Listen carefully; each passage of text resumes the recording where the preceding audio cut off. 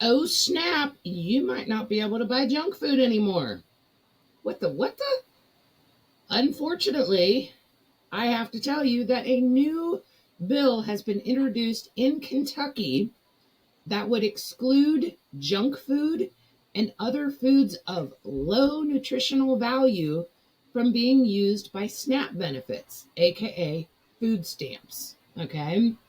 The brilliant mind behind this is Rep. Matt Lockett of Nicholasville, and he is the one that filed this measure. And he states that the SNAP program contributes to the country's obesity and diabetes epidemic, and that according to the USDA, soft drinks are the most purchased items through the SNAP program.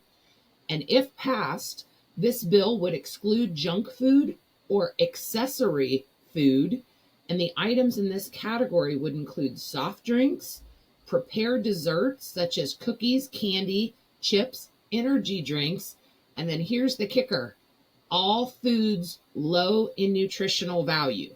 Now, we'll break that down here in a minute, but that is a very broad statement that applies to a lot of things. Yeah. And there was also quoted in the bill that the purchases of soft drinks, desserts, and candy exceed SNAP's combined sales of fruit and vegetables by $400 million.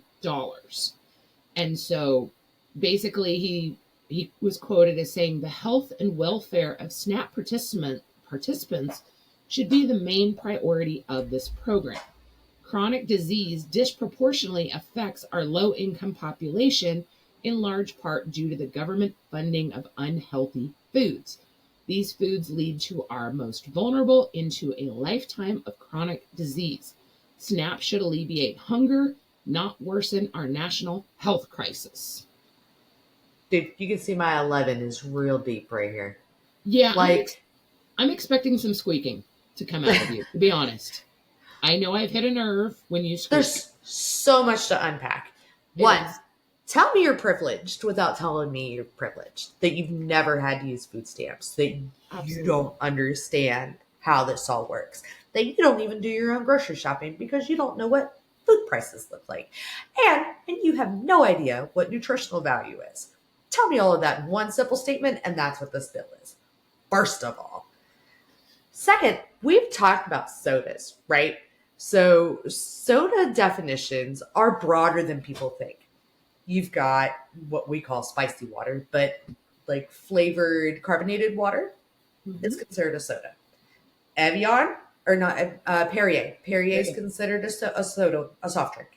I think San Pellegrino is considered a soft drink, the ones with and without juice. Well, let's just cut it here. Anything carbonated, whether it's water based, whether it's what you would typically think of as a soda, anything with carbonation is classified as a soda within the US because certain food taxes do not apply to water. So if Right. you have plain flavored water that does not have carbonation, it wouldn't be taxed. Anything with carbonation, therefore, is considered a soda. So Yeah. under these regulations, basically the only beverage that anyone could be able to purchase would only be water, juice, and milk. Right. That's it. And honestly, like some juices are more unhealthy than like when you look Oh, at I like would your say a flavored good spicy water. majority of juices are more unhealthy. Yeah, it's literally sugar water in a Mhm. bottle, and it's not great for you. So, No. like apple juice is especially apple juice and orange juice are some of the highest offenders as far as sugar content goes. So, you're telling me that that's a better option than, like, say, a 12 pack of Waterloo, right? So Mhm. let's dig into that a little further, even, shall we? Soda, soft drinks, all of it is so expensive. Like a 12 Yes. pack on sale, if you find it right, is $3 for an 8 pack of spicy waters. I'm gonna call them Yep. spicy waters because that's what I call them. $3 for an 8 pack of spicy water, right? Yep. A pound of carrots is $1. So, item to item, the cost of this item is so much lower than this. But Which like, kind of makes that statistic that they're quoting, like, what's the context of this? Like you said, we cannot compare apples to oranges here, because when you look at fruits and vegetables, they are typically going to be less expensive than not only sodas, but your prepared cookies and desserts and chips. Hell, the price of chips is through the roof.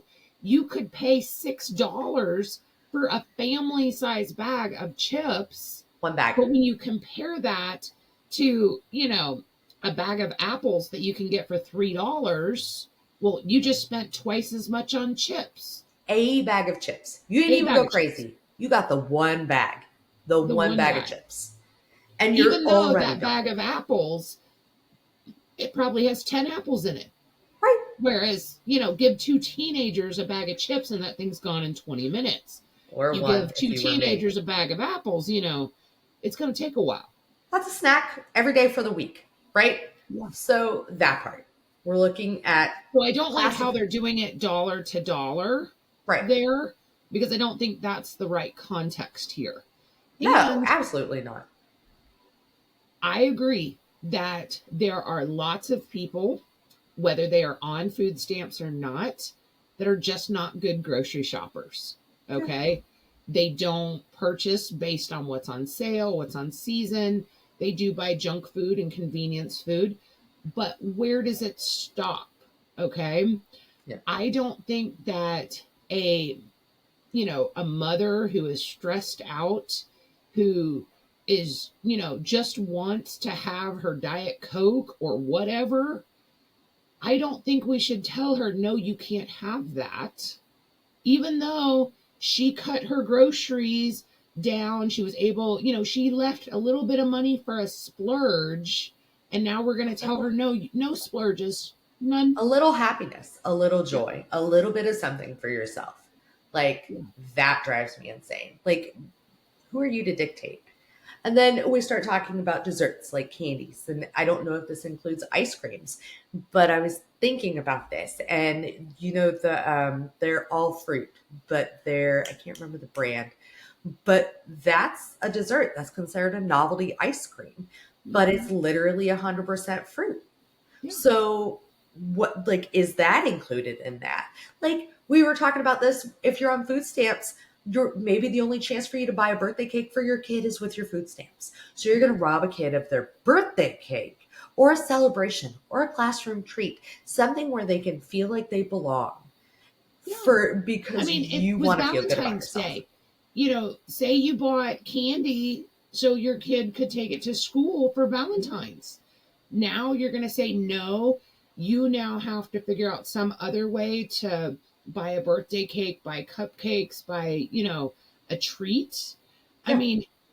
It wasn't that long ago that you couldn't buy a dessert with food stamps, at least not a Right. prepared one. You had to buy like a cake mix. Right. But that also brings up, in some states, you cannot buy hot and ready food with food stamps. Blows So my you mind. have people that are dang near homeless or living in a hotel, Yeah. and they can't go buy a hot rotisserie chicken. Why? But they That can buy might the be the cold only one. hot meal they get. Yeah. But you can buy They the cold can't one. buy a prepared sandwich. That's insanity But to yet me. they could buy a bag of chips and an apple that they can eat right then. So what's Right. the difference? I would go as far as to say that eating a sandwich or eating a rotisserie chicken is a whole lot healthier than eating a bag of chips. But Yeah. when you tell somebody they can't buy a rotisserie chicken and they're hungry right now, they may just buy a bag of chips. Right. Something you can shove in your face in that moment. Yeah, and that doesn't require refrigeration, doesn't go bad. You know what I mean? Like you can't just take a bite of an apple and then save it for later, whereas you could take a couple chips, crimp it up and then eat some later.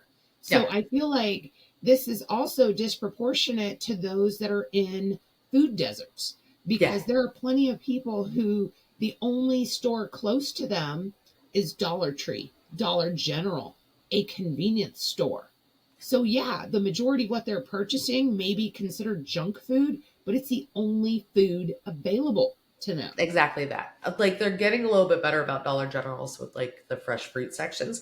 But even But not those, every it's store has them. right. Even those though, it's like four different things. It's apples, it's bananas, it's like it's so limited. So It's even usually like so, a head of iceberg lettuce, right. which right there, iceberg lettuce has very low nutritional value when you look at the nutrition label because it's very little calories, very little anything. It's literally like chewing It's water. ice. It's water. It's It's water. water with crunch. So Like, I want to know what the clarifying definition of low in nutritional value is. That low in calories? right. Low in fat? Are we talking like you I can't mean, make blanket statements about this and you're affecting people's lives in yeah. massive ways that it blows my mind that we're still having this conversation. Like it's like either you're offering the help and they can use it as they see fit or you're not. It's Well, and I feel like they're in a way trying to make food stamps similar to WIC yeah. because on WIC you have to buy only certain items, and for a long time you had to use these paper checks. It was a very outdated system. Now they most of I think every all states have it on a card now, so it's a little bit easier, Yeah. but you Well, usually get, sort of. only the healthy kids cereal like Kix or Chex. It usually includes like yogurt, eggs, milk. Some include like beans or rice or maybe pasta, but it Yeah. doesn't cover anything as far as like meat. But the big thing is that it does cover a good amount of fruits and vegetables, whether they Yeah. be fresh fruit or canned or even frozen. And so I really wonder if these numbers are taken out of context because Mm. there's a lot of people that actually receive both food stamps and WIC. Uh, So maybe their SNAP purchases are not showing that they're buying fruits and vegetables because it's actually covered by WIC. yeah. They're covering So, all of their staples, all of their quality fruits and veggies in that area, and then saving the high dollar stuff for your food stamp card. Like that makes 100% sense. yeah. Like, like looking at a bag of candy when we were talking about like getting a bag of candy for Halloween, I think they were running like $20 a bag. So even just buying one large bag of candy is $20. And I think like if I really think about it, probably at most spend about $20 on fruits and vegetables, cucumbers, apples, carrots, even some Celery. pre-made salads, celery. Yeah, on a weekly basis, onions, potatoes. Realistically, all of that together is probably around $20. Yeah. But are they just looking at it as one item was $20? Mm-hmm. You know what I mean? So I feel Yeah. like that I really hope that the state of Kentucky looks at this further and instead of just going, "Oh yeah, that makes sense," and just signing off on it, they actually do a deep dive into this because I just feel like this is going to hurt so many families. And, you see all the jokes and stuff on social media about people who have food stamps and they're loading up their cart, but in reality, I deal with a lot of low income families. I have helped them grocery shop, and trust me, these people are waiting. If they are buying junk food, they're waiting till it's on sale and they're stocking up for the next couple months so they have snacks for their kids. So Yeah. it's a treat. It's one thing to be in poverty and to almost feel like you're losing hope, and to be able to give a kid a treat or a popsicle, that can really just make somebody's day. So the Yeah. fact that they're literally going to make it to where, oh no, you can only buy the ultra healthy foods. And what if they could just go ahead and add on their ultra processed foods? I mean, where does it stop? Why Nobody are would eat. there is already a huge stigma attached to using food stamps. So Yeah. then why are we traumatizing these people more by stating now you can no longer purchase anything that's considered low in nutritional value? Like, give them a break. I Sure, agree. if you want to take things like energy drinks off, I don't, Yeah. that one doesn't bother me so much because honestly, there's a lot of issues with energy drinks, and you sure as heck shouldn't be giving them to kids. But you know what? Well, that part. Occasional sodas and, But in cookies and that same candies and vein, though, chips. in that same vein, are we banning coffee? Ah, that's a very good point because you can cross me off the list because I'm buying coffee. Sorry. That's it. Like, the coffee honestly sustains probably more of our population than people give it credit for. Like, Yes. realistically, and if I had to bet, there's some people that don't do coffee, but that energy drink is keeping them moving throughout the day. So, Especially, what about, the mama and daddies that are working third shift? yep. You know, they're just doing what it takes to survive. And I will go on record as stating I do not drink coffee for myself. I drink coffee for all of you. Okay? Because y'all don't want to deal with me if I haven't had at least 4.5 cups before I talk to you. I drink coffee so everybody stays alive. Exactly. It is really like a public service. And I Yeah, don't think people realize that. yeah. But anyway, to keep us on track today, please tell us down below.